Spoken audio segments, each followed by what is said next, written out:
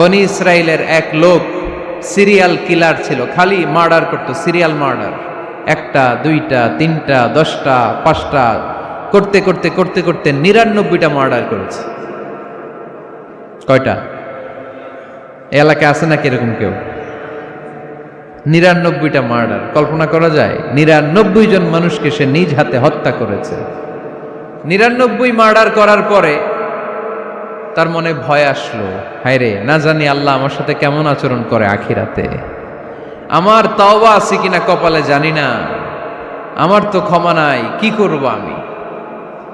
তো সে লোকজনদেরকে জিজ্ঞেস করলো, আমার ক্ষমা আছে কিনা, এটা কে বলতে পারবে? আমাকে আল্লাহ মাফ করবে কিনা?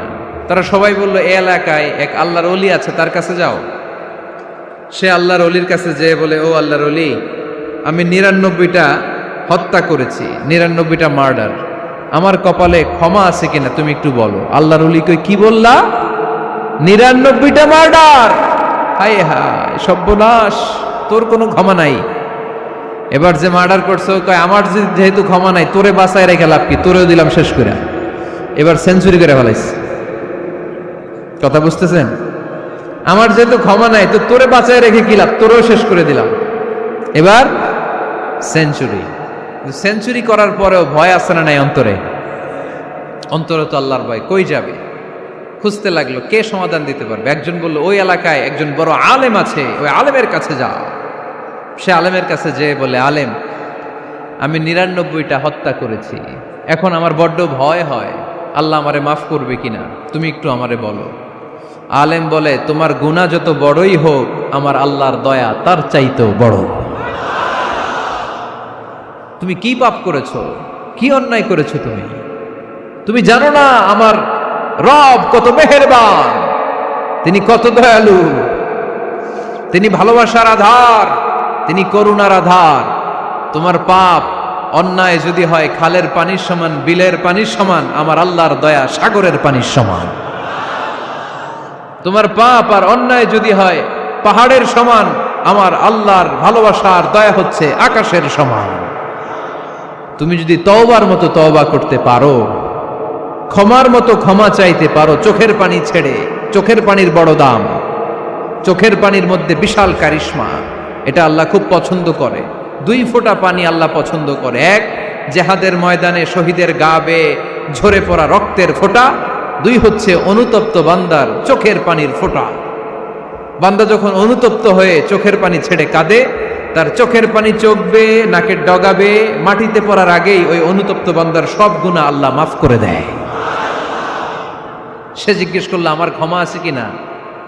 আলেম বলে, আছে, ক্ষমা আছে। তওবার মতো তওবা কর, তাওবাতান নাসুহা, তওবার মতো তওবা করলে আল্লাহ ঠিকই মাফ করবে। সে এতটাই অনুতপ্ত হলো, এতটাই, সে আল্লাহর কাছে ক্ষমা চাইতে শুরু করলো। আলেম পরামর্শ দিল, তুমি যে এলাকায় থাকো এলাকাটা ভালো না, এলাকাটা ছাড়ো, এখানে সব ডাকাতদের এলাকা, তুমি একটা ভালো এলাকায় যাও, ওখানে যে তওবা করে ভালো মানুষ হয়ে যাও। সে নিয়ত করে কাপড় চোপড় গুছিয়ে ভালো এলাকায় যাবে। ঘর থেকে বেরোয়ার সাথে সাথেই মালাকুল মাউত চলে আসছে, তার রুহু কবজ করে ফেলছে। এখন রুহুকে নিয়ে যাবে। ফাজাআত মালাইকাতুর রাহমা ওয়া মালাইকাতুল আযাব, রহমতের ফেরেশতারাও আসছে, আযাবের ফেরেশতারাও আসছে।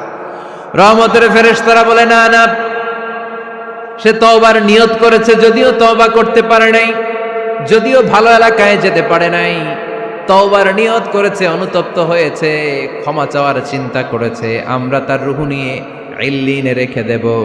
আযাবের ফেরেশতারা বলে, না না, 99টা হত্যা করার পরে আরো একটা হত্যা করে সেঞ্চুরি করেছে, এখনো তো ভালোভাবে তওবা করতে পারে নাই, তার রূহটা নিয়ে আমরা সিজ্জিনের ভেতরে ঢুকায়ে দেব। 2 দল ফেরেশতার মারামারি, এ বলে আমরা নিব, এ বলে আমরা নিব। ঝগড়া আছে না নাই?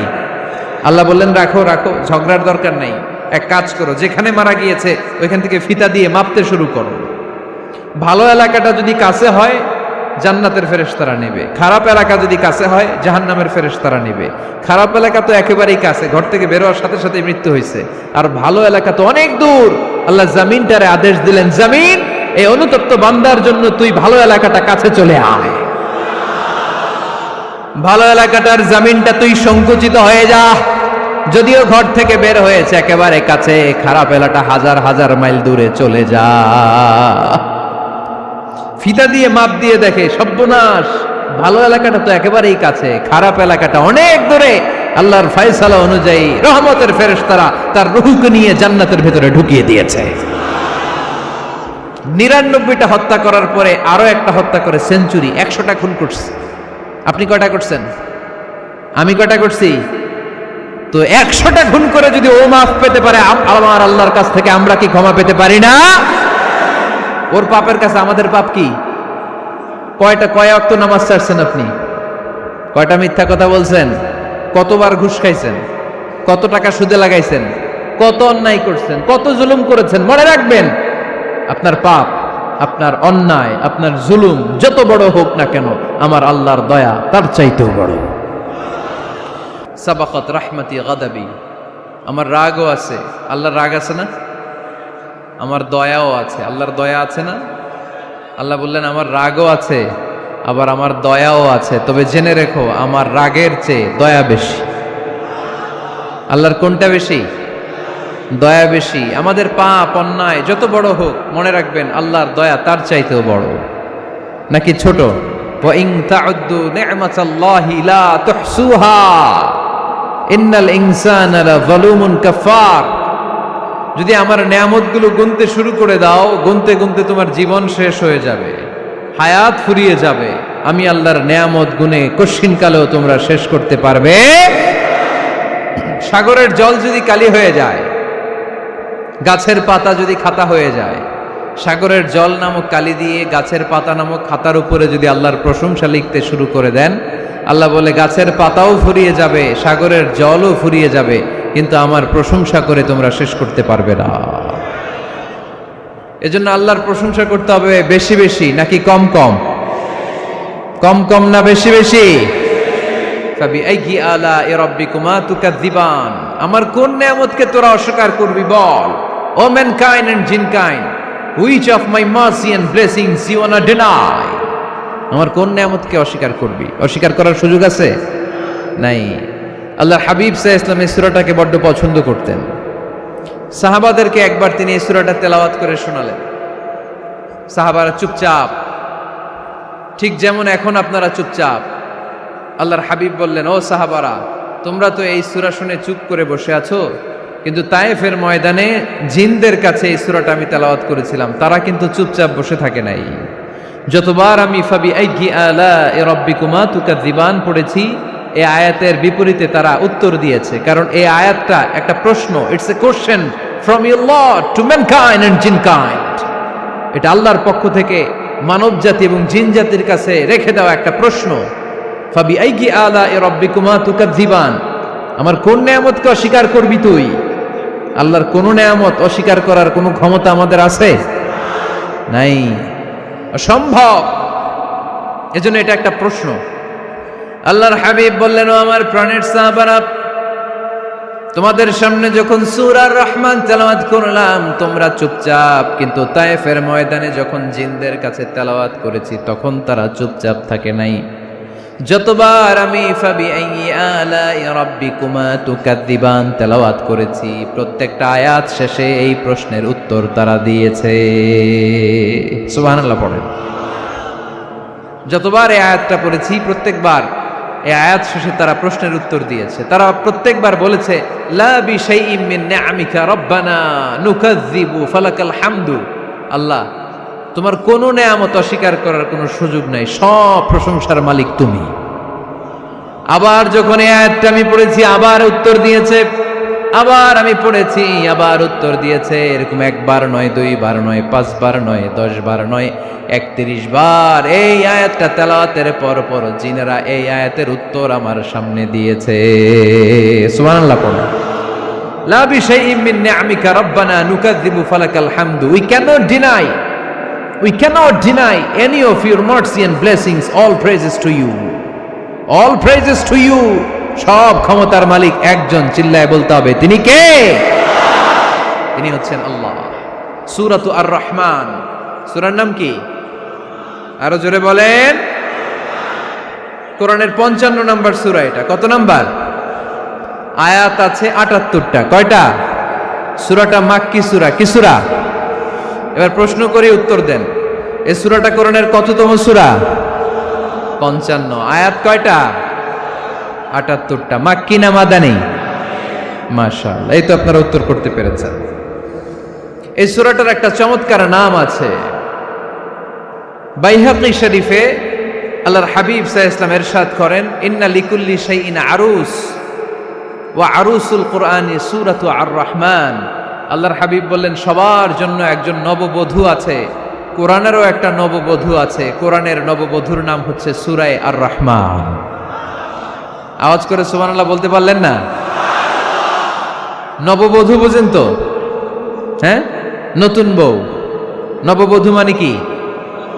আল্লাহর হাবিব বললেন, ইন্না লিকুল্লি শাইইন আরুস ওয়া আরুসুল কুরআনি সূরাতু আর-রাহমান।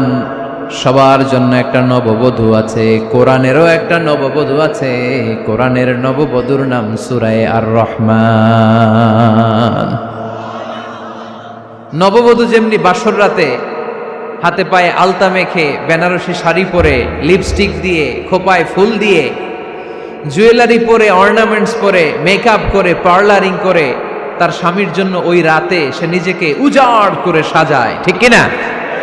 ঠিক তেমনি আল্লাহ তাআলা এই দুনিয়াতে আমাদেরকে কি কি নেয়ামত দিয়েছেন, আবার কি কি নেয়ামত জান্নাতে গেলে দিবেন, তার সব কিছু বর্ণনা করে এই সূরাটাকে তিনি উজাড় করে সাজিয়েছেন।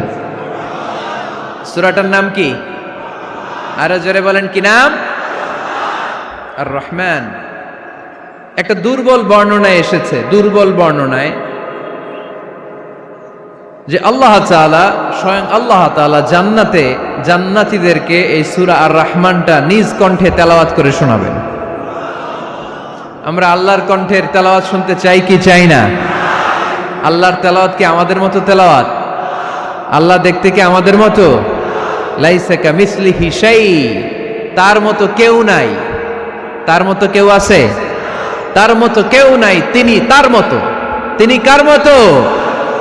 তিনি তার মতো। লাইসা কামিসলিহি শাই। জান্নাতীরা যখন জান্নাতে ঢুকবে, আল্লাহ তাআলা প্রশ্ন করবেন, ও জান্নাতীরা, এই কোরআনে যত নাজ নেয়ামতের বর্ণনা দিয়েছিলাম তার সবগুলো কি তোমরা পাই টু পাই বুঝে পেয়েছো? জান্নাতীরা বলবে পেয়েছি। হঠাৎ এক জান্নাতি হাত তুলে বলবে, আল্লাহ একটা জিনিস তো পাই নাই। সবাই বলে পাইছি, তুমি পাও নাই। কি পাও নাই? কয় আমনেরই তো পাই নাই। সুবহানাল্লাহ পড়বেন না? আপনাকেই তো পাই নাই। সব দেখলাম, সব খাইলাম, সব দেখলাম, কিন্তু আপনারে তো দেখলাম না। আল্লাহ তাআলা তখন বিশাল জান্নাতের এক কনফারেন্স রুমে সবাইকে বসিয়ে আল্লাহর দিদার মানুষকে দেখাবেন। আল্লাহ তাআলা তার গোপন সৌন্দর্যকে সেদিন জান্নাতীদের সামনে প্রকাশ করে দিবেন। আল্লাহর হাবিব বসবেন ওই কনফারেন্স রুমে সবার সামনে। আল্লাহর হাবিবের পেছনে বসবে অন্যান্য নবীরা, তারপরে সোহাদা, সালেহীন, আউলিয়া সবাই বসবে ওই জান্নাতের কনফারেন্স রুমে। আমরাও যেন বসার জায়গায় পাই, আল্লাহ তুমি তৌফিক দিয়ে দিও। আল্লাহ তাআলা অনেকগুলো নূরের পর্দার পেছন থেকে নূরের ঝলকানি মারবেন। ওই ঝলকানি এক মুহূর্তের জন্য দিবেন। এক মুহূর্ত। কয় মুহূর্ত? 70,000 নূরের পর্দার কথা বলা হয়, এই বর্ণনাটাও দুর্বল। পর্দা আছে কিন্তু কয় হাজার জানে কে? আল্লাহ। ওই পর্দা সরিয়ে আল্লাহ তাআলা সৌন্দর্যের বা নূরের ঝলকানির এক আলোকচ্ছটা জান্নাতীদের সামনে তুলে ধরবেন এক মুহূর্তের জন্য। কয় মুহূর্ত? আলোকচ্ছটা দিয়েই আবার নাই, আবার সরায় ফেলবেন।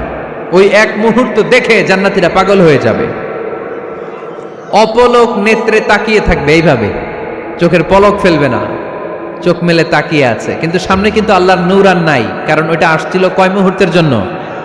এক মুহূর্ত পরে নাই। কিন্তু কি যে দেখলাম, কত সুন্দর!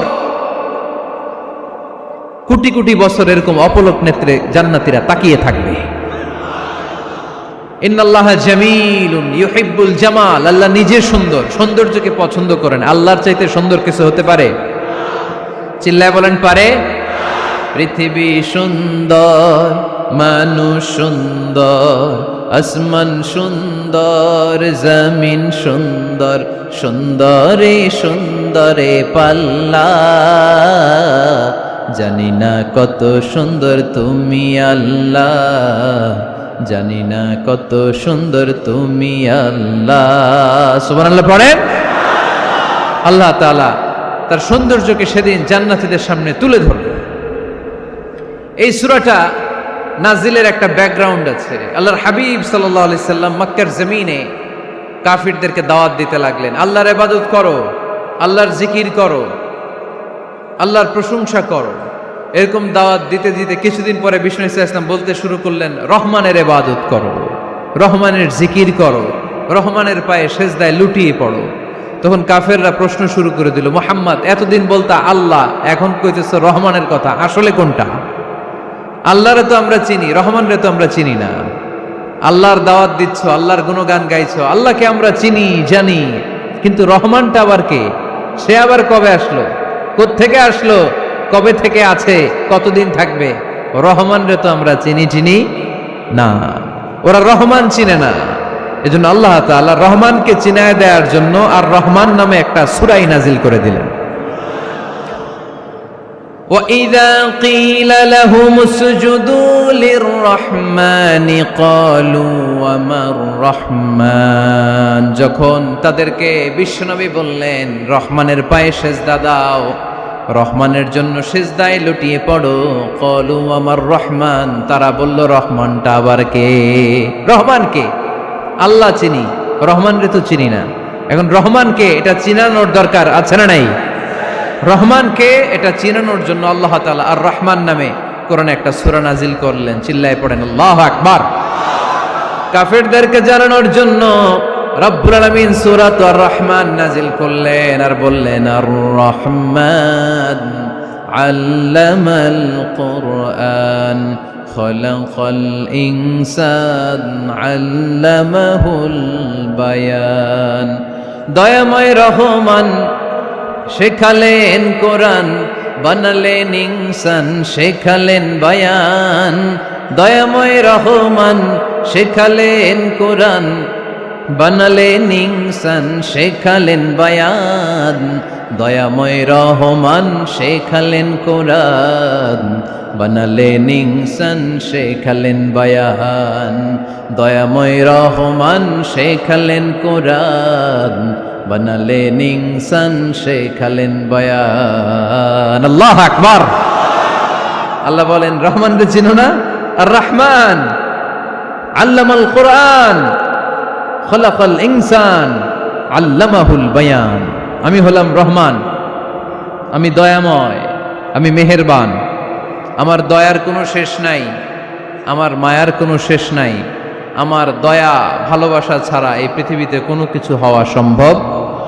ওসিআত রাহমাতি কুল্লা শাই, সব জায়গায় আমার আল্লাহর রহমত আছে না নাই? আল্লাহর রহমত ছাড়া এক ফোঁটা বৃষ্টি আকাশ থেকে জমিনে ঝরে? আল্লাহর রহমত ছাড়া একটা গাছের পাতা মাটিতে পড়ে? আল্লাহর রহমত ছাড়া একটা শ্বাস আমরা ভেতরে ঢুকাতে পারি? আল্লাহর রহমত ছাড়া পৃথিবীতে কিচ্ছু সম্ভব না। চিল্লায় বলেন ঠিক কি না? আমার আল্লাহর দয়া ভালোবাসা যে কত বেশি আমরা জানি না। এজন্য আল্লাহ নিজের পরিচয় দিয়ে বললেন, আর রহমানু আল্লামাল কুরআন খলাকাল ইনসান আল্লামাহুল বায়ান। আমি রহমান, আমি দয়ার সাগর। আমি কি? আল্লাহ তুমি দয়ার সাগর, রহমানুর রহিম। তোমার দয়ায় পূর্ণ আমার সারানিশিদিন। তোমার দয়ায় পূর্ণ আমার সারানিশিদিন। আলহামদুলিল্লাহ পড়েন। তাহলে বুঝতে পারলাম আমার আল্লাহর দয়ার কোনো শেষ আছে? চিল্লায় বলতে হবে আছে। কয়শো টুকরা? সবাই শুনতেছেন? কষ্ট হচ্ছে তো উত্তর দিচ্ছেন না যে? কত টুকরা করলেন? 100। 100 টুকরা করে 99 টুকরা দয়া ভালোবাসা আল্লাহ তাআলা নিজের কাছে রেখে দিলেন, আর 1 টুকরা দয়া আর ভালোবাসা আল্লাহ তাআলা গোটা বিশ্বের সবার মাঝে ভাগ করে দিলেন। আমরা সবাই মিলে পাইছি কয় টুকরা ভালোবাসা? উনি রেখে দিয়েছেন কয় টুকরা? ওই 1 টুকরার কিছু অংশ আমিও তো পাইছি, তাই না? আপনি পেয়েছেন, আমরা সবাই পেয়েছি, গোটা বিশ্বের সবাই, আদম আলাইহিস সালাম থেকে শুরু করে কিয়ামত পর্যন্ত যারা আসবে, এসেছিল এবং এখন আছে, সবাই মিলে কয় টুকরা? ওনার কাছে কয় টুকরা? কিন্তু এই 1 টুকরা যে আমরা সবাই ভাগে যোগে পাইলাম, আমাদের ভালোবাসার নমুনা দেখছেন? একজন আর একজনের ভালোবেসে বলে আত্মহত্যা করে ফেলে, আছে না নাই? আছে না? আহা, সালমান শাহ মারা গেছে, এই দেশের কয়েকটা মেয়ে গলায় রশি দিয়ে আত্মহত্যা করছে, শুনছেন? আহা, অমুক সেলিব্রিটির কি হয়েছে, ছাদ থেকে লাফ দিয়ে পরে মাথা ফাটায় ফেলছে। ভালোবাসা আছে না নাই? যারে ভালোবাসে তার নাম আবার ছেলেরা হাতের মধ্যে কেটে কেটে লেখে। শরীয়তপুরে এগুলো নাই আলহামদুলিল্লাহ। হ্যাঁ, প্লাস দিয়ে লেখে, প্লাস।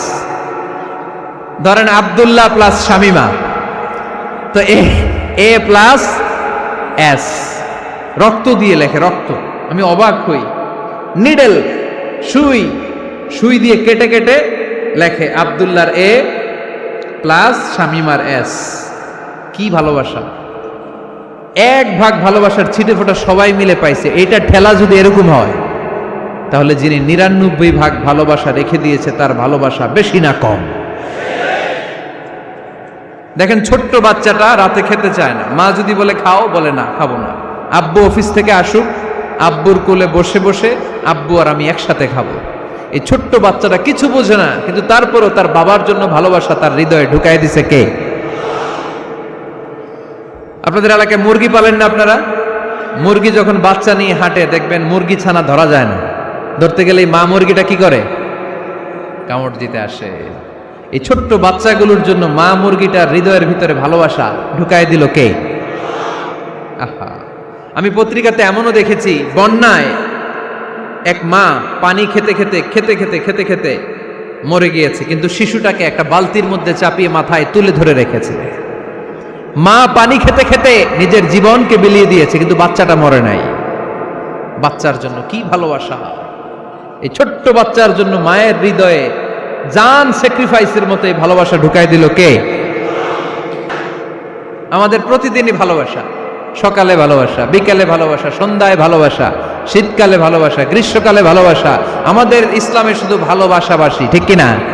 রাসূল আমার ভালোবাসা, রাসূল আমার আলো আশা, রাসূল আমার প্রেম বিরহের মূল আলোচনা, রাসূল আমার কাজে কর্মের অনুপ্রেরণা। চিল্লায় পড়েন আল্লাহু আকবার। আমাদের ভালোবাসার কোনো কমতি আছে? 24 ঘন্টা আমাদের ভালোবাসা আছে না নাই? 365 দিন আমাদের ভালোবাসা আছে না নাই? এই জন্য আলাদা করে আমাদের কোনো দিন লাগে না, বিশ্ব ভালোবাসা দিবস দরকার হয় না। যারা মাকে দেখতে পারে না, বাবারে দেখতে পারে না, এরা একদিনের জন্য মা বাবাকে উইশ করতে যায়, আর নাম দিছে বিশ্ব মা দিবস, বিশ্ব বাবা দিবস। কিছুদিন আগে দেখলাম বিশ্ব ডিম দিবস। কি দিবস? আমি কি মিথ্যা বললাম? ছিল একটা বিশ্ব ডিম দিবস। কিছুদিন পরে বানাবে বিশ্ব বাঁশ দিবস, যে যারে বাঁশ দিতে পারে। এরপর একটা বানাইছে শুনলাম বিশ্ব চিন্তা দিবস। তো এটা কি দিবস? কয় এদিন আমরা সবাই মিলে চিন্তা করি যে আসলে আমাদের কি চিন্তা করা দরকার, আছে না নাই? তো এই যে ওরা বিশ্ব মা দিবস, international mother day, international father day, মা দিবস, বাবা দিবস বছরে একবার ওল্ড হোমে রেখে আসে, বৃদ্ধাশ্রমে। যেহেতু সারা বছর বৃদ্ধাশ্রমে, বছরে একদিনও যদি মারে স্মরণ না করি কেমন হয়? তো একদিন ওই মা দিবসে মারে একটা কার্ড দিয়ে উইশ করে আসে, কিছু টাকা দিয়ে আসে। ওদের তো মা বাবার প্রতি দয়া নাই, শ্রদ্ধা নাই, ভালোবাসা নাই, এজন্য ঘটা করে ওদের দিবস পালন করা লাগে। আমাদের 24 ঘন্টা 365 দিনই ভালোবাসা, তাই এই দিবস ফিবসের আমাদের দরকার নাই। চিল্লায় বলেন ঠিক কিনা? জন্মের পর থেকেই তো আমাদের ভালোবাসা, মৃত্যু পর্যন্ত ভালোবাসা, আমৃত্যু ভালোবাসা। এই জন্য বিশ্ব ভালোবাসা দিবস, এটা ইসলাম কখনো সাপোর্ট করে না।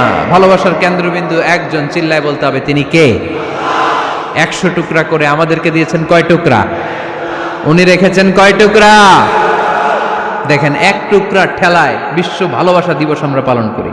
ভালোবাসার গান, ভালোবাসার নাটক, ভালোবাসার ফিল্ম, ভালোবাসার কবিতা, অভাব নাই। কত ভালোবাসার স্টোরি আপনারা জানেন, এত ভালোবাসা। কিন্তু সবাই মিলে ভালোবাসার এক অংশ আমরা ভাগে যোগে পেয়েছি। এক অংশের নমুনা যদি এমন হয়, 99 টুকরা ভালোবাসা যিনি রেখে দিয়েছেন নিজের মধ্যে, তার ভালোবাসা বেশি না কম? চিল্লায় বলেন বেশি না কম? এজন্য আমরা আল্লাহর ভালোবাসার ভিখারি, আমরা আল্লাহ তাআলার রহমতের ভিখারি। আল্লাহর রহমত ছাড়া কেউ কোনোদিন জান্নাতে যেতে পারবে। এবার আওয়াজ করে বলেন, বিচার চান না দয়া চান? রোজ হাসরে হে আল্লাহ আমার করোনা বিচার, আল্লাহ করোনা বিচার, পড়েন আমিন। রোজ হাসরে হে আল্লাহ আমার করোনা বিচার, আল্লাহ করোনা বিচার। বিচার চাহি না তব দয়া চাহে এ গুনাহগার, আল্লাহ করোনা বিচার, পড়েন আমিন। তিনি যদি দয়া করেন তবেই আমরা জান্নাতে যেতে পারবো, ঠিক কিনা? এজন্য আল্লাহ বললেন, আর রহমানু আল্লামাল কুরআন খালাকাল ইনসান আল্লামাহুল বায়ান। আমি হলাম রহমান। কাফেররা বলে রহমানকে জানি না, রহমানকে চিনি না। আল্লাহ বলে রহমান রে চিনে নাও, আমার নাম রহমান, আমি দয়ালু, আমি মেহেরবান, ঠিক কিনা? এজন্য প্রতিদিন সূরা ফাতিহায় দ্বিতীয় আয়াতটা আমরা কি পড়ি? আর রহমান আর রাহিম, ঠিক কিনা? তিনি দয়ার সাগর, তিনি মায়ার সাগর। আমরা বললাম আল্লাহ ঠিক আছে, আমরা বুঝেছি আপনি দয়ার সাগর, আর আপনি কি করেন? দ্বিতীয় আয়াতে আল্লাহ বললেন, আল্লামাল কোরআন, আমি কোরআন শিক্ষা দেই। শুধু দয়ার সাগর হয়ে আমি আল্লাহ বসে থাকি নাই, তোমাদের হেদায়েতের জন্য আমি কোরআন নাজিল করে দিয়েছি। আল্লামাল কোরআন, আমি কোরআন শিক্ষা দেই। আমাদেরকে কোরআন শিখিয়েছে কে? বিশ্বনবীকে কোরআন শিখিয়েছে কে? আল্লাহ। এজন্য দুনিয়াতেও যারা কোরআন শিখায় তাদের মর্যাদা বাড়ায় দেয় কে? বাংলার জমিনে যারা কোরআন শরীফ শিখায় এদের মর্যাদা সবচেয়ে কম, এদের বেতন সবচেয়ে কম, এরা সমাজে সবচেয়ে বেশি অবহেলিত, ঠিক কি না? আল্লাহর কাছে এরা সবচেয়ে বেশি সম্মানিত। আল্লাহর হাবিব বললেন, খায়রুকুম মান তাআল্লামাল কুরআন ওয়া আল্লামাহু, তোমাদের মধ্যে আল্লাহ তাআলার কাছে সবচাইতে প্রিয় শ্রেষ্ঠ ওই মানুষটা যে নিজে কোরআন পড়ে আবার অন্যরে পড়ায় দেয়। সুবহানাল্লাহ পড়েন। আপনি যদি কাউরে শুধু সূরা ফাতিহাটা শিখান, কোন সূরা? সূরা ফাতিহাটা যদি শিখায় দেন, সে যতদিন সূরা ফাতিহা তেলাওয়াত করবে ওই তার তেলাওয়াতের একটা পার্সেন্টেজ সওয়াব আপনার আমলনামায় আছে না নাই? সে যদি আবার আরেকজনের শিখায়, ওই লোক যদি আবার আরেকজনের শিখায় দেয়, এরকম যতজনকে তারা শিখাবে প্রত্যেকের তেলাওয়াতের একটা পার্সেন্টেজ সওয়াব আপনার আমলনামায় ঢুকায় দিবে কে? এজন্য কোরআন নিজেও শিখবো, অন্যকেও শেখাবো। রাজি আছেন তো? আপনাদের এখানে মসজিদে কোরআন শিক্ষার আসর আছে নাকি? হ্যাঁ, এই যে বাড়ির পাশে যে একটা মসজিদ দেখলাম, কোরআন শিখায়। কিবার শিখায়? প্রতিদিন। কে শিখায়? ইমাম সাহেব। বেতন টেতন দেন তো? কত দেন? 1 লক্ষ মাসে? 5-6,000 বলে কি? এক একটা ইমামের কমসে কম 1 লক্ষ টাকা বেতন হওয়া দরকার, ঠিক কিনা? না খেয়ে না পড়ে অল্পতে তুষ্ট থেকে যারা শুকরিয়া করে এরা আমাদের আইম্মাতুল মাসাজিদ, মসজিদের ইমামরা, মসজিদের মুয়াজ্জিনরা। এক একটা মসজিদের মুয়াজ্জিনের গলা হবে এরকম বিশাল উঁচু। কিয়ামতের ময়দানে সবাই আমরা এর দিকে তাকায় থাকবো, কিরে ভাই তোর গলা উঁচু কেন? সে বলবে, আমার এই গলা দিয়ে প্রতিদিন 5 বার আমি আজান দিয়েছি।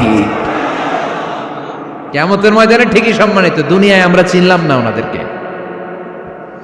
এজন্য কোরআন শিক্ষার আসর জন্য আমরা গড়ে তুলি। তালিমুল কোরআন প্রজেক্ট লাগবে, শিশুদের কোরআন শিক্ষার আসর, নারীদের কোরআন শিক্ষার আসর, বয়স্কদের কোরআন শিক্ষার আসর। আমরা কোরআন শিখে মরতে চাই, কোরআন জেনে মরতে চাই। No excuse will be granted that day. সেদিন আল্লাহ কোনো এক্সকিউজ গ্রহণ করবে না। সব পারো, হিন্দি তো ঠিকই কইতে পারো, হিন্দিতে কথা কইতে পারে না ছেলেপেলেরা? হিন্দি সিনেমা এমন দেখা দেখে হিন্দিতে কথা কইতে পারে। তো হিন্দি ভাষা বুঝতে পারলে, শিখতে পারলে আরবি পারলা না কেন? কোনো এক্সকিউজ, ওজর, আপত্তি সেদিন আল্লাহ গ্রহণ করবে না।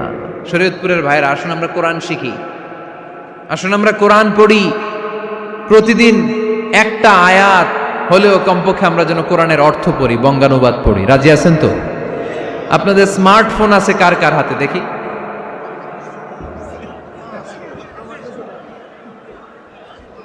আপনারা কি অ্যানালগ? স্মার্ট আপনি? মাশাআল্লাহ। তোমরাও কি স্মার্ট? হ্যাঁ, ঠিক আছে, হাত নামাও, হাত নামান সবাই। তো এই যে স্মার্টফোন আসছে স্মার্ট বানাইতে, যেই ফোনের মধ্যে কোরআন নাই সে আনস্মার্ট, ঠিক কিনা? যার মোবাইলের ভেতরে কোরআনের অ্যাপস আছে, ডাউনলোড করে অ্যাপস রেখেছে, সেই হচ্ছে আসল smart. He is the real hero, he is the real smart. এজন্য মোবাইলের অ্যাপসের ভেতরে কোরআন ঢুকাইতে হবে। শরীয়তপুরের ছেলেরা খুব সহজ, অ্যান্ড্রয়েড স্যাট ইউজ করলে প্লে স্টোরে যাও, যে তুমি বাংলা কোরআন লিখে চলে আসবে। আইফোন যদি ইউজ করো অ্যাপ স্টোরে যাও, ওখানে যে বাংলা কোরআন লিখে চলে আসবে। সহজ। এত সহজ হওয়ার পরেও আল্লাহ কি বললেন আমরা যদি না শিখি, না জানি, আল্লাহ কি ক্ষমা করবে? যা বলার সব আল্লাহ বলে দিয়েছে এই কোরআন। এই কোরআনে শুরু হয়েছে বিসমিল্লাহির রহমানির রহিম দিয়ে, মানে বা দিয়ে। কি দিয়ে? চিল্লায় বলেন না, কি দিয়ে? বা দিয়ে। আর এই কোরআন শেষ হয়েছে সূরাতুন নাস দিয়ে, যে সূরার শেষ আয়াত হচ্ছে মিনাল জিন্নাতি ওয়ান নাস। বা আর সিন মিলাইলে কি হয়? বাস। এবার বাসে চড়া শরীয়তপুর শহরে যাব। ওই বাস না, এই বাস মানে যথেষ্ট, এই বাস মানে সাফিসিয়েন্ট, কাফি। আল্লাহ বুঝালেন এই 30 পারায় 114টা সূরায় আমি যা দিয়েছি এটাই বাস, যথেষ্ট, নতুন করে আর কিচ্ছু লাগবে না। চিল্লায় বলেন ঠিক কিনা? এই জন্য মোবাইলে কোরআনের অ্যাপস ঢুকাইবেন। কে কে ঢুকাইবেন আজকে থেকে দেখি? আমারে দেখানোর জন্য হাত তুলছেন? দেখাতে হবে একজন রে, তিনি কে? আল্লাহরে দেখান, আল্লাহর ফেরেশতারে দেখান। এখন কই মারছে হাত? আল্লাহর ফেরেশতার কথা কইছি, আর ভয় ঢুকছে। ঢুকাবেন ঢুকাবেন, এদিকে হাত তুলো না কেন? আছে, মাশাআল্লাহ, হাত নামান। আল্লাহ তুমি সব ভাইদেরকে কবুল করো। আমরা যেন মোবাইলে হিন্দি সিরিয়াল না দেখি, আমরা যেন ড্যান্স না দেখি, উলঙ্গ নৃত্য যেন না দেখি, আমরা যেন এই মোবাইলে কোরআন পড়ি। আমরা কান দিয়ে যা শুনবো তাতে যেন সওয়াব হয়, আমরা চোখ দিয়ে যা দেখবো তাতে যেন সওয়াব হয়, ঠিক কিনা? যেন কানে শুনি সদা তোমার কালাম, হে খোদা চোখে যেন দেখি শুধু কোরআনের আয়াত, শোনো আমার মুনাজাত, শোনো শোনো ইয়া ইলাহি আমার মুনাজাত, শোনো আমার মুনাজাত। পড়েন আমিন। তাহলে আমরা যে কিতাবটারে সঙ্গী বানাবো, কিতাবটার নাম সবাই বলেন। আমরা যে কিতাবটারে বন্ধু বানাবো, এই কিতাবটার নাম, এটা আল্লাহর কিতাব। এই কিতাব সংরক্ষণের দায়িত্ব নিয়েছে কে? এই কিতাবকে কেউ ধ্বংস করতে পারবে? এই কিতাবের পিছু লেগে কেউ সুবিধা করতে পারবে? এই কিতাবের তাফসীর কেউ বন্ধ করতে পারবে না, অসম্ভব। কোরআনের কথা ছড়িয়ে পড়বে যুগ থেকে যুগ, যুগান্তরে, দেশ থেকে দেশ, দেশান্তরে, ঠিক কি না? এটা এমন কিতাব, এই কিতাবের পিছু লেগে লাভ নাই। এই কিতাবের বাণী ছড়িয়ে পড়বে গোটা বিশ্বময়। অনেকে অনেক ষড়যন্ত্র করেছে এই কিতাবকে ধ্বংস করে দেওয়ার জন্য। আমাদের এই খোদ ভারতবর্ষে ষড়যন্ত্র হয়েছিল। ব্রিটিশরা যখন চলে গিয়েছিল, ওরা প্ল্যান করেছিল এই কিতাবকে কি করে আমাদের থেকে ডিটাচ করা যায়, কেমন করে আলাদা করা যায়। এর একটা কমিটি করে দিয়েছে, আপনারা গবেষণা করে দেখেন এই ভারতবর্ষ থেকে কেমন করে কোরআন দূর করা যায়। তারা বুদ্ধি করে বলল, এক কাজ করি, কারণ তাদের কোরআনের কপিগুলো মসজিদ থেকে বের করে আমরা আগুন দিয়ে জ্বালাই দিব, তাইলেই কোরআন শেষ। কোরআনের কপি যদি আগুন দিয়ে জ্বালায় দেওয়া হয়, তাহলে তো পৃথিবীতে কোরআন থাকবে না, না থাকবে? যদি আগুন লেগে ধ্বংস হয়ে যায়, ধ্বংস হয়ে যায়, যদি আগুন লেগে যায়, পুড়ে যায় পৃথিবীর সব বইয়ের দোকান, বিশ্ব থেকে হারাবে না পবিত্র কোরআন, বিশ্ব থেকে হারাবে না পবিত্র কোরআন, ঠিক কি না? পরে দেখলো না রিসার্চে গন্ডগোল আছে, অ্যানালাইসিস ভুল, আবার নতুন কমিটি পাঠালো তারা ইংল্যান্ড থেকে। 33 সদস্য বিশিষ্ট কমিটি, তারা এসে গবেষণা করে দেখলো না, এই কোরআন আগুনে জ্বালাই দিলে কোরআন দূর হবে না। কারণ আমরা ভারতবর্ষের হেফজখানাগুলোতে যে দেখেছি ছোট্ট বাচ্চারা মাথা দুলিয়ে দুলিয়ে কোরআন পড়ে, কোরআন তারা শুধু কাগজেই লিখে রাখে না, সিনার ভিতরে গেঁথে রাখে। ওই কোরআন মুসলমানদেরকে শিখিয়েছে কে? সে আল্লাহ বললেন, আর রহমানু আল্লামাল কুরআন খালাকাল ইনসান আল্লামাহুল বায়ান। আল্লাহ বললেন আমি মেহেরবান, আমি কোরআন শিখিয়েছি। আমরা বললাম আল্লাহ আর আপনি কি করেন? আল্লাহ বলেন খালাকাল ইনসান, আমি মানুষ বানিয়েছি। সুবহানাল্লাহ পড়েন। আমাদেরকে তৈরি করেছে কে? জোরে বলতে হবে কে? মানব সৃষ্টির 3টা পদ্ধতি কোরআনে পাওয়া যায়। পদ্ধতি নাম্বার 1, বাবাও নাই মাও নাই।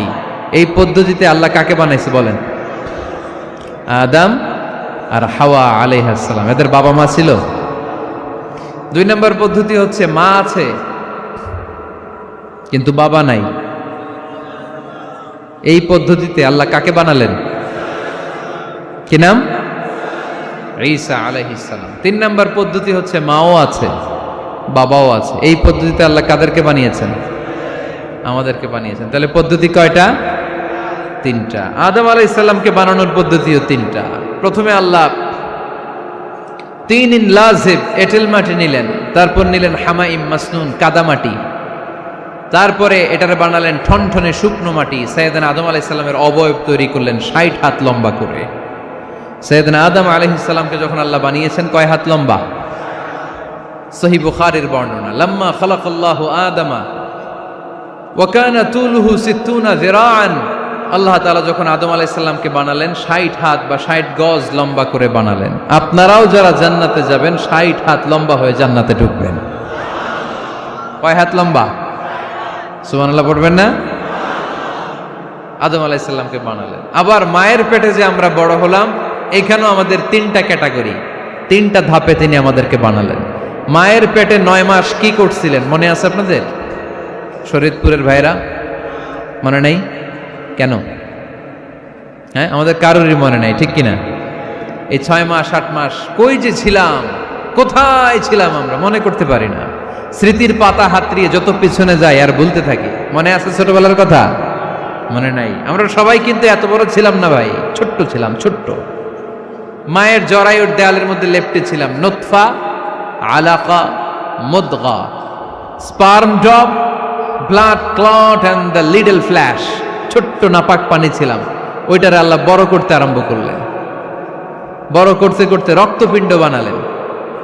রক্তপিণ্ড থেকে আল্লাহ গোশতপিণ্ড বানালেন। আমরা প্রত্যেকেই এরকম একটা গোশতের টুকরা ছিলাম।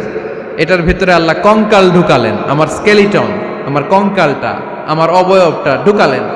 তারপরে আবার গোশত দিয়ে প্যাকেট করলেন, তার উপরে আবার চামড়ার প্যাকেট পড়ায় দিলেন। পড়েন সুবহানাল্লাহ। এরপরে 9 মাস পরে এই পৃথিবীর বুকে স্মুথলি আমাকে আসার সুযোগ দিলেন কে? একথাই আল্লাহ সূরা আল মুমিনুনে বললেন, ওয়ালাকাদ খালাকনাল ইনসানা মিন সুলালাতিন মিন তিন সুম্মা জাআলনাহু নুতফাতান ফি ক্বারারিন মাকিন ثم خلقنا النطفة علقة فخلقنا العلقة مضغة فخلقنا المضغة عظاما فكسونا العظام لحما ثم أنشأناه خلقا آخر فتبارك الله أحسن الخالقين। পড়েন আল্লাহু আকবার। আপনারা উঠতেছেন কেন? উঠছেন কে কে দেখি? আপনার চেহারাটা দেখেন আমাকে। ওয়াশরুমে যাওয়ার জন্য অনেক আগ থেকে বসে আছেন বোধহয়, না?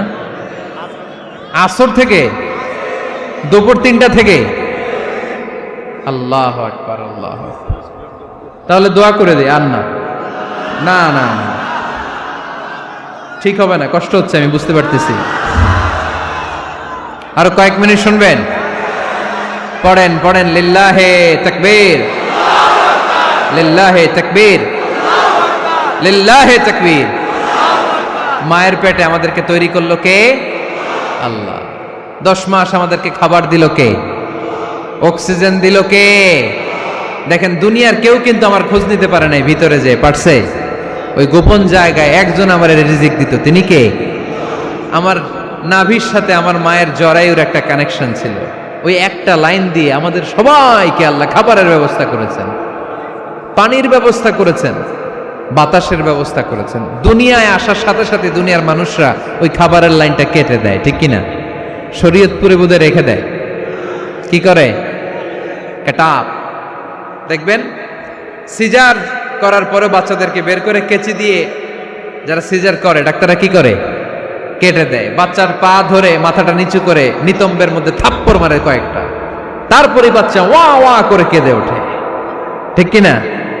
আমরা আমাদের কানে শুনি ওয়া ওয়া, আসলে সে আল্লাহর কাছে কেঁদে কেঁদে ফরিয়াদ জানায়, বলে আল্লাহ 9 মাস 10 মাস মায়ের পেটের ভেতরে ছিলাম, কেউ তো খোঁজ খবর নিল না, তুমিই তো আমার এই নাভির সাথে মায়ের জরায়ুর একটা লাইন দিয়ে ওই এক লাইনে খাবার, এক লাইনে পানি, এক লাইনে বাতাস ঢুকিয়েছো। 9টা মাস এই খাবারের লাইন আমার ঠিকঠাক ছিল, আমার টেনশন ছিল না। কিন্তু দুনিয়ার বুকে আসার সাথে সাথেই, এদের সাথে আমার কি শত্রুতা আমি জানি না, আসার সাথে সাথে আমার খাবারের লাইনটা কেটে দিস। আল্লাহ একটা মাত্র খাবারের লাইন ছিল, মানুষগুলো কেটে দিল। আমি এখন কি খাবো? আমি এখন যাব কই?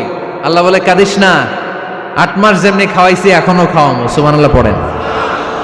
খাবারের একটা লাইন ছিল, কেটে দিয়েছে, ওই একটার বিপরীতে তোর মায়ের বুকের ভেতরে এখন খাবারের 2টা লাইনের ব্যবস্থা করে দিলাম। খালাকাল ইনসান, তিনি মানুষ বানিয়েছেন, মানুষের যা দরকার তার ব্যবস্থাও করে দিয়েছেন। চিল্লায় বলেন ঠিক কিনা? এজন্য আল্লাহ বললেন আর রহমানু আল্লামাল কুরআন খালাকাল ইনসানা আল্লামাহুল বায়ান। আমি মেহেরবান, আমি তোমাদের কোরআন শিখিয়েছি, আমি মানুষ তৈরি করেছি, আমি তোমাদেরকে ভাষা শিক্ষা দিয়েছি। সুবহানাল্লাহ পড়েন। আল্লামাহুল বায়ান, আমি তোমাদেরকে বয়ান শিখিয়েছি। এই যে আমরা বয়ান করি, আমাদের যে ভাষা, এই ভাষা কার দান? আমাদের বাংলা ভাষা কার দান? পৃথিবীতে অনেক ভাষা আছে, একটা ভাষার প্রকাশভঙ্গির সাথে আরেকটার মিল নাই, একটার প্রকাশভঙ্গির সাথে আরেকটার মিল নাই। চাইনিজরা চাইনিজ ভাষায় কথা বললে ইংরেজরা কিচ্ছু বুঝে না, ইংরেজরা বললে আরবরা বুঝে না, আরবরা বললে মালায়রা বুঝে না, মারায়রা বললে আফ্রিকানরা বুঝে না। সুবহানাল্লাহ পড়েন। আমি অনেক দিন দেশের বাইরে থাকি, 10 বছরেরও বেশি আমি পড়াশোনা করি, এখনো পিএইচডি করি। তো মিশরে যখন আমি পড়াশোনা করতাম তখন দেখতাম এক এক ভাষায় এক একজন কথা বলে। আমরা বাঙালিরা যদি কোনো কথা বলে হাসাহাসি করি, হেসে হেসে আমরা কুটি কুটি হয়ে যাচ্ছি, মরে যাচ্ছি, কিন্তু ওরা হাসে না, বিদেশিরা, ওরা বুঝে নাই তো। আবার ওরা যখন কথা বলে হাসে, আমরা কিছুই বুঝি না। সুবহানাল্লাহ পড়বেন না? ওইটা বাদ দেন, আমাদের বাংলাদেশে আসেন, আমাদের বাংলাদেশে এক এক জেলার সাথে আরেক জেলার ভাষার ভিন্নতা আছে না নাই? সুবহানাল্লাহ পড়বেন না? ঢাকার ভাষার সাথে ফরিদপুরের ভাষার অমিল, সিলেটের অনেক অমিল, চট্টগ্রামের অমিল আছে না নাই? সবচেয়ে বেশি অমিল সিলেটে আর চট্টগ্রামে, ঠিক কিনা? ওনাদের ভাষাগুলো এমন, শুনলে বুঝার উপায় নেই যেটা বাংলা ভাষা না অন্য ভাষা, কিন্তু প্রত্যেক আঞ্চলিকতায় একটা মাধুর্যতা আছে না নাই? আল্লাহ পাক এই কোরআনের মধ্যে আঞ্চলিকতার দাম দিলেন। হিশাম বিন হাকিম বিন হিজাম কোরআন থেকে তেলাওয়াত করতে শুরু করলেন। এই তেলাওয়াত শুনে সাইয়েদনা ওমরে ফারুক ওনার ঘাড় ধরে টেনে বিশ্বনবীর কাছে নিয়ে আসলেন। ওমরে ফারুক বললেন, ইয়া রাসূলুল্লাহ, দেখেন হিশাম বিন হাজিম কেমন করে কোরআন পড়ে, দেখেন ভিন্নভাবে কোরআন পড়ে। আপনি শিখাইছেন একভাবে, ও পড়ে আরেকভাবে, ওর বিচার করেন। আসলে আরেকভাবে পড়ে নাই, অন্য আঞ্চলিকতায় পড়েছে।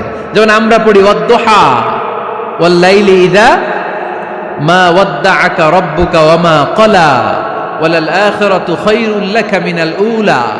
কিন্তু কোরআনের আরেকটা লাহজা বা আরেকটা পড়ার পদ্ধতি আছে, যেখানে ওনারা পড়ে ওয়াদ-দুহা ওয়াল-লাইলি ইযা সাজা মা ওয়াদ্দাআকা রাব্বুকা ওয়া মা ক্বালা। সুবহানাল্লাহ পড়বেন না? হাশিম বিন হিকাম এরকম বাঁকা করে পড়ছিলেন। ওমরে ফারুক বাঁকাটা শিখেন নাই, উনি শিখছিলেন সোজা। ওমরে ফারুক আবার সোজা সাপটা পছন্দ করতেন। সুবহানাল্লাহ পড়েন। বিষ্ণুনবী বললেন, হিশাম বিন হিজামকে তুমি ছাড়ো। বললেন, হিশাম তুমি কিভাবে পড়েছো? হিশাম বলে, আমি এইভাবে পড়েছি। বিষ্ণুনবী বললেন, হাকাযা উনজিলাত, এভাবেও নাজিল হয়েছে, সমস্যা নাই।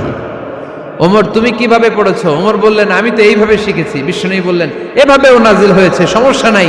উনজিলাল কোরআনু আলা সাবআতি আহরুফ ফাকরাউ মা তায়াসসারা মিনহু। আরবি ভাষা একটা, কিন্তু এর মধ্যে আঞ্চলিকতা আছে 7টা। এই 7টা আঞ্চলিকতা দিয়ে কোরআন নাজিল করেছে কে? এজন্য আঞ্চলিকতার মর্যাদা আল্লাহ কোরআনেও দিলেন। এজন্য বললেন আর রহমানু আল্লামাল কোরআন খালাকাল ইনসান আল্লামাহুল বায়ান। আমি মেহেরবান, আমি কোরআন শিখালাম, আমি মানুষ বানালাম, আমি তোমাদেরকে ভাষা শিখালাম। সুবহানাল্লাহ পড়েন। এরপর আল্লাহ বললেন আশ-শামসু ওয়াল কামারু বিহুসবান ওয়ান নাজমু ওয়াশ-শাজারু ইয়াসজুদান। সুবহানাল্লাহ। আশ-শামসু ওয়াল কামারু বিহুসবান, চাঁদ আর সূর্য আমি তৈরি করেছি তোমাদের হিসাবের জন্য। হিসাব আছে না নাই? কতদিন এক বছর আপনাদের শরীয়তপুরে? হ্যাঁ, 365 দিন। এটা তো সোলার ইয়ারের হিসাব বললেন, মানে সৌর বৎসর। আর চান্দ্র বৎসরে 354 বা 55 দিন। তাহলে এই সূর্য আর চাঁদ, চাঁদ আর সূর্যকে আল্লাহ এই মহাবিশ্বে দিয়েছেন হিসাবের জন্য, ঠিক কিনা?